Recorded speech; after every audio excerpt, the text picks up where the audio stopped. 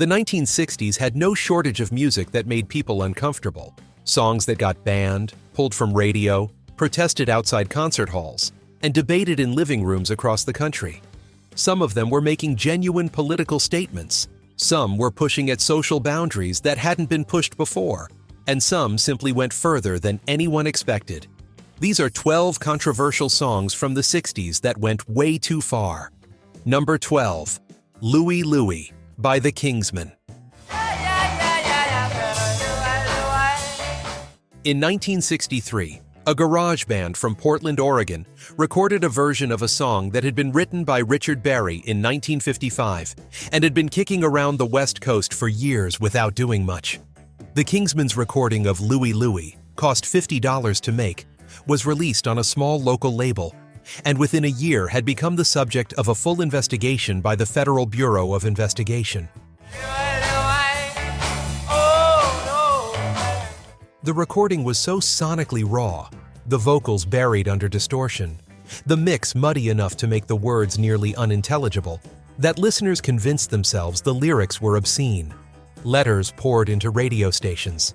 Parents complained to the FCC. The governor of Indiana called for the record to be banned from the state's airwaves. The FBI opened a formal investigation in 1964 that lasted 2 years and involved agents analyzing the recording at various speeds before concluding, in 1965, that the lyrics were unintelligible at any speed and that no obscenity could be confirmed.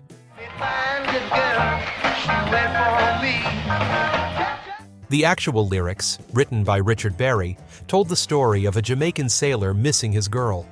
They were not obscene by any standard. The investigation found nothing.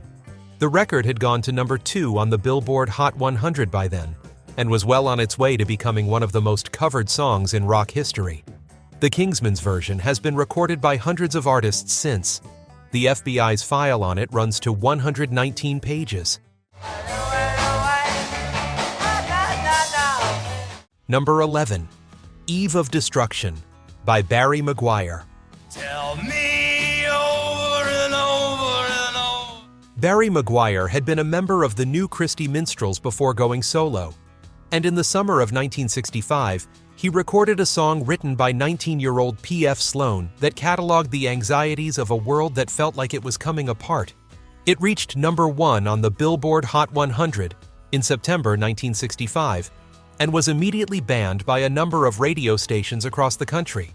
The song addressed the Vietnam War, racial tension, nuclear anxiety, and political hypocrisy in terms that mainstream radio had not encountered before, from a record sitting at the top of the charts. A BC radio banned it outright, citing its indecent and irresponsible content. Stations across the South and Midwest followed. The military newspaper Stars and Stripes refused to carry advertising for it. You don't believe we're on the... A direct response record, Dawn of Correction by the Spokesman, was rush-released within weeks, arguing the opposite position. The fact that the music industry felt a rebuttal record was commercially viable says something about how widely the original had landed. The two records existed simultaneously on radio playlists in the fall of 1965, which created the strange situation of back-to-back songs debating American foreign policy between top 40 hits. McGuire continued recording, but never came close to matching the commercial impact of Eve of Destruction. P.F. Sloan, its writer, had one of the stranger careers in 1960s pop, highly sought after as a songwriter, largely invisible as a performer, and eventually largely forgotten despite having written one of the decade's most discussed songs. Sloan wrote prolifically through the mid-1960s, contributing material to acts across the pop spectrum. But the visibility that Eve of Destruction should have brought him never fully materialized in the way it might have. We're on the eve of destruction. Number 10. My Generation by The Who. The Who released My Generation in October 1965 in the United Kingdom, where it reached number 2 on the charts. The American release followed shortly after. The song was written by Pete Townshend and built around a lyric that expressed contempt for the older generation, with a directness that British pop had not previously managed. The stuttering vocal delivery, Roger Daltrey deliberately stammering through the verses, was interpreted by some listeners as a mockery of people with speech impediments. The BBC received complaints. The line about hoping to die before getting old landed differently in different rooms. To teenagers, it was a statement of identity. To older listeners, it was a provocation. Or worse, a flippant dismissal of the value of lived experience.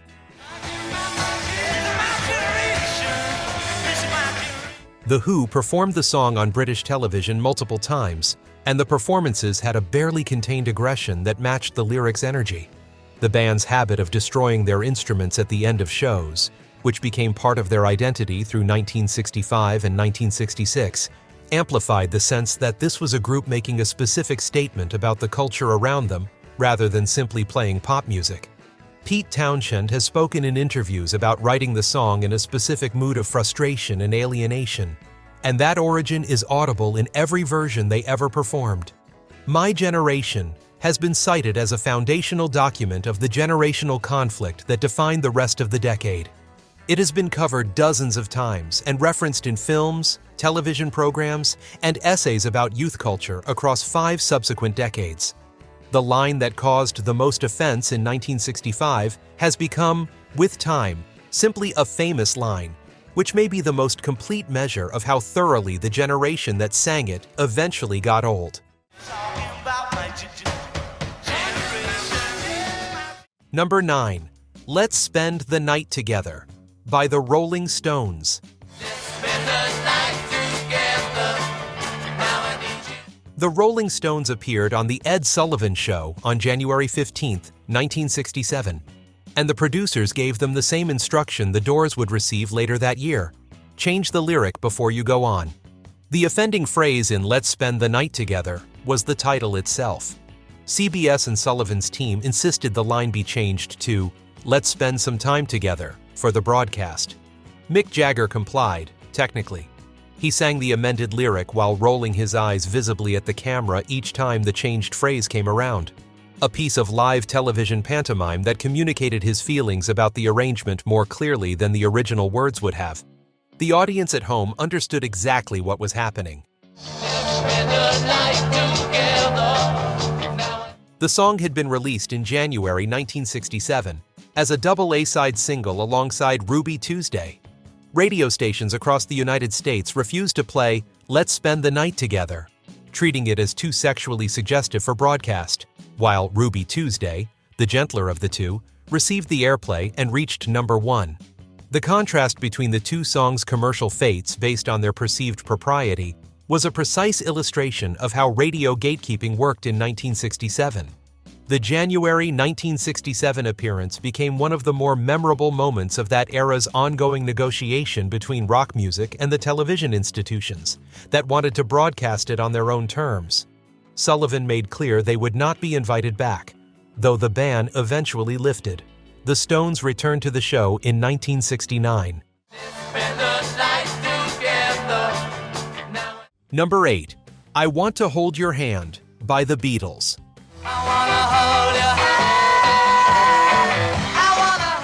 By the standards of what followed it on this list, I Want to Hold Your Hand seems almost quaint, a song about holding hands that caused a national emergency.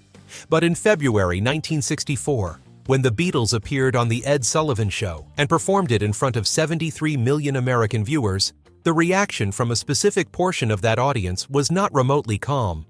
Oh, please, say to me.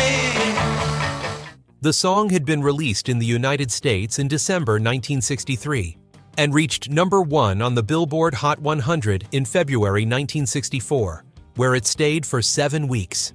The controversy was not about the lyrics, which were by any measure innocent.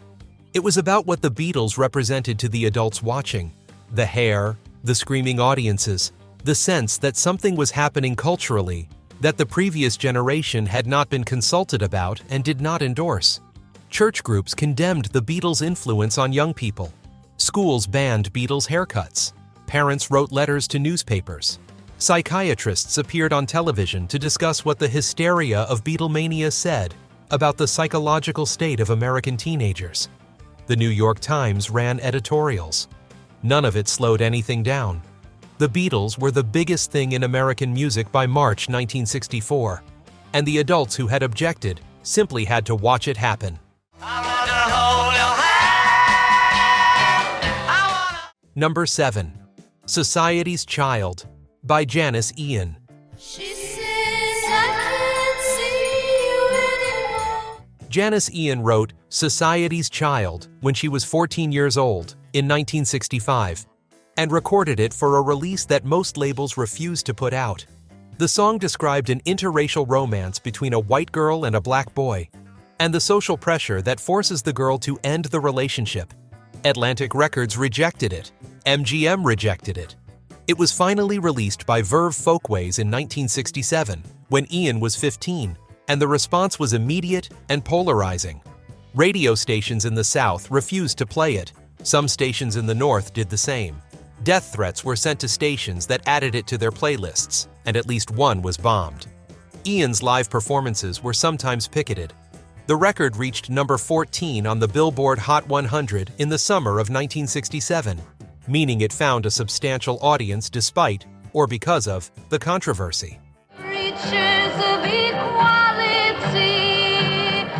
Leonard Bernstein featured Society's Child in a 1967 CBS television special about rock music, which gave it national exposure that the radio bans had been attempting to prevent. The special was watched by a large enough audience that the record's chart position climbed in the weeks following the broadcast, a direct demonstration of how television could move around the gatekeeping that radio represented. Ian went on to a long career in folk and pop music, most notably with At 17 in 1975. Society's Child remains one of the more striking documents of what it cost to say something true and uncomfortable in the 1960s American pop landscape. Ian was a teenager when she wrote and recorded it, which adds a specific dimension to the story. The adults who banned it and threatened the stations that played it were, in some cases, responding to a song written by a 14-year-old about something she had observed in the world around her. She says I can't see you anymore. Number 6. I Can't Get No. Satisfaction by the Rolling Stones.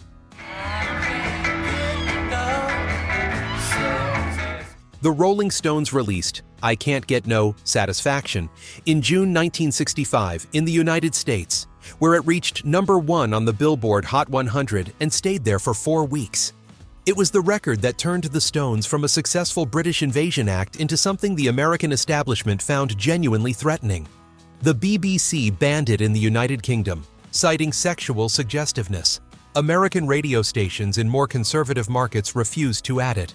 The specific source of anxiety was the combination of the guitar riff, which had a relentless, almost aggressive quality, and a lyric that expressed frustration, not just with romantic life, but with advertising, consumerism, and the entire surface of American culture. The song was uncomfortable in a way that went beyond the merely suggestive. Keith Richards has said he wrote the guitar riff half asleep and recorded it on a portable tape recorder in a Florida hotel room in May 1965, intending it as a rough sketch for a horn arrangement. The riff became the record. Richards and Jagger finished the lyric quickly, and the band recorded it within days. Richards was reportedly not convinced the recording was ready for release. The rest, as it went, was history. The song's commercial success in the face of the bans followed a familiar pattern. The controversy drew attention. The attention drove sales, and the institutions doing the banning found themselves simply delaying the inevitable. By the end of the summer of 1965, Satisfaction was inescapable.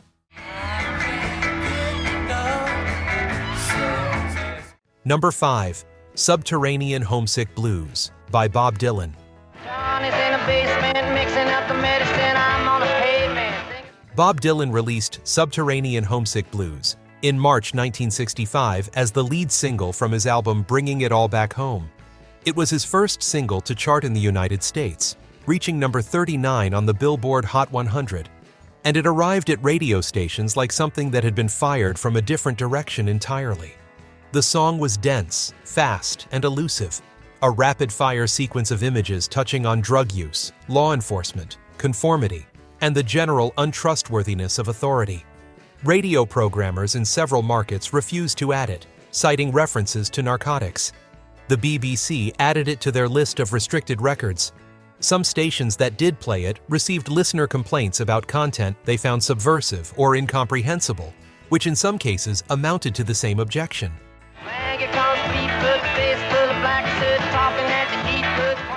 What made the controversy unusual was that the song was difficult to pin down. It wasn't making one argument the way Eve of Destruction was. It was moving too fast for that, accumulating images and implications at a speed that made it hard for anyone trying to object to say exactly what they were objecting to. That quality of compressed energy was part of what made it so influential on the music that followed. The Clash, among many others, later pointed to it as a direct predecessor of punk's approach to language and rhythm. The promotional film made to accompany the record, Dylan standing in an alley flipping through cards bearing words from the lyric, was one of the earliest music videos and has been in continuous cultural circulation since 1965. It was filmed behind the Savoy Hotel in London by D.A. Pennebaker, who was documenting Dylan's 1965 UK tour for the documentary Don't Look Back.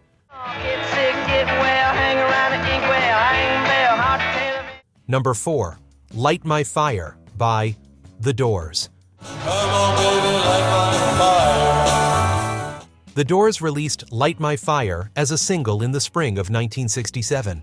The album version ran just over 7 minutes. The single edit cut it to under 3 minutes to fit radio play requirements, and in that form, it reached number 1 on the Billboard Hot 100 in July 1967, where it stayed for 3 weeks. The controversy came in September 1967, when The Doors appeared on The Ed Sullivan Show. The show's producers asked the band to change the lyric, a reference to getting higher, before the performance. Jim Morrison agreed, or appeared to agree, and then sang the original lyric on live television anyway. Ed Sullivan refused to shake the band's hand after the performance and made it clear they would not be invited back. The Doors were reportedly offered a contract for 6 more Sullivan appearances that evaporated because of Morrison's decision. Morrison's relationship with authority, on television, on stage, with law enforcement, became one of the defining stories of late 1960s rock. The Sullivan incident was early in that pattern, and it set a template that the rest of his career followed with increasing intensity. The Doors never appeared on The Ed Sullivan Show again.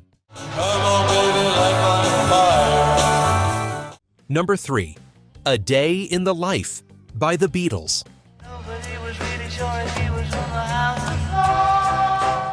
The Beatles released Sgt. Pepper's Lonely Hearts Club Band in June 1967, and the BBC banned A Day in the Life, the album's closing track, before the record had been out a week.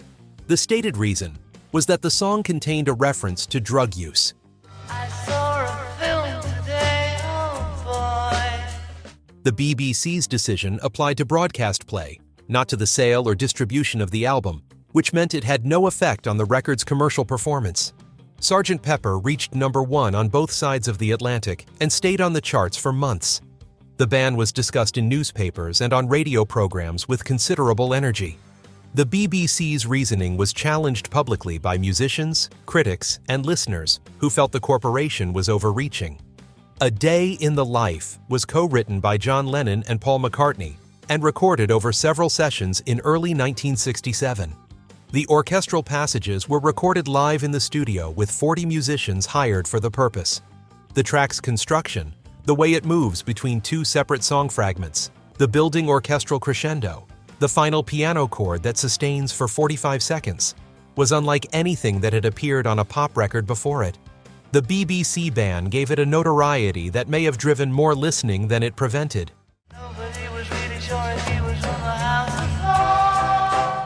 Number 2. Strange Fruit by Billie Holiday. Strange fruit hanging. Billie Holiday first performed Strange Fruit in 1939 at Cafe Society in New York City, and she recorded it that same year for Commodore Records after her label, Columbia, refused to release it. The song had been written by Abel Meeropol, a Jewish schoolteacher from the Bronx, who published it first as a poem in 1937 under the pseudonym Louis Allen. It was a direct and unflinching response to the practice of lynching in the American South. The song was not controversial in the sense of being misunderstood or misinterpreted. Everyone who heard it understood exactly what it was about. Radio stations refused to play it. Venues where Holiday performed sometimes refused to let her sing it. The Federal Bureau of Narcotics, under Harry Anslinger, kept Holiday under surveillance for years, and later orchestrated a drug arrest that effectively ended her ability to perform in New York City clubs. Whether the surveillance began because of the song or was accelerated by it remains a matter of historical debate, but the connection between Holiday's recording of Strange Fruit and the federal attention she received for the rest of her life is not disputed by historians who have studied the period. Bulging eyes. Holiday insisted on performing it at virtually every show. She described it in her autobiography as a personal commitment, not simply a musical choice. It became the final song of every set she played, performed after the house lights were turned down and the waitstaff stopped moving. The ritual around the performance was deliberate. She wanted audiences to sit with what they had heard before the lights came back up and the evening resumed its normal shape. The Commodore recording was reissued multiple times over the following decades and found new audiences with each generation that encountered it. Holiday's voice on that recording, the specific quality of restraint she brought to material that could easily have been oversung, is part of what has kept it alive. Time magazine named it the Song of the Century in 1999. It took 60 years to receive that recognition. Strange fruit hanging. Number 1. Masters of War by Bob Dylan.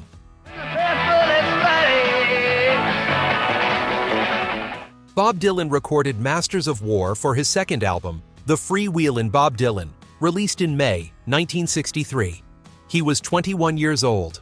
The song was a direct, unambiguous denunciation of the people Dylan held responsible for building and perpetuating the American military-industrial complex. The weapons manufacturers, the defense contractors, the decision-makers who sent others to fight and die while facing no personal risk themselves. The controversy around the song was not primarily about radio bans or institutional responses, though some of those came. It was about what the song was willing to say and how directly it was willing to say it. Dylan was not making metaphors or leaving room for interpretation.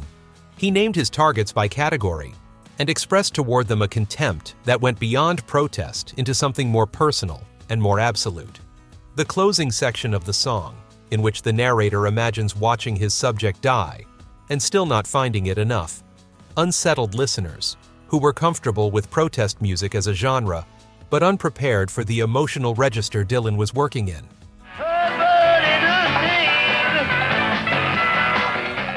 The song arrived in the same month that President Kennedy gave his commencement address at American University, warning about the dangers of the arms race. It arrived 2 years before the United States committed combat troops to Vietnam.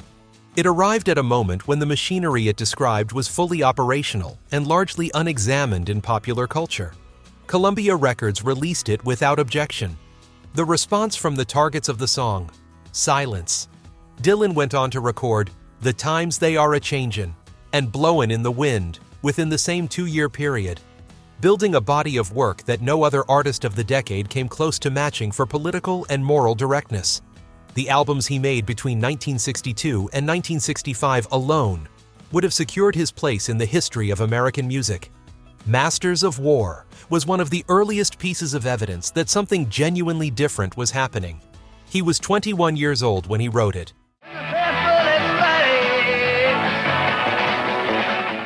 If this story stayed with you, hit the like button and subscribe. There are more stories like this one waiting.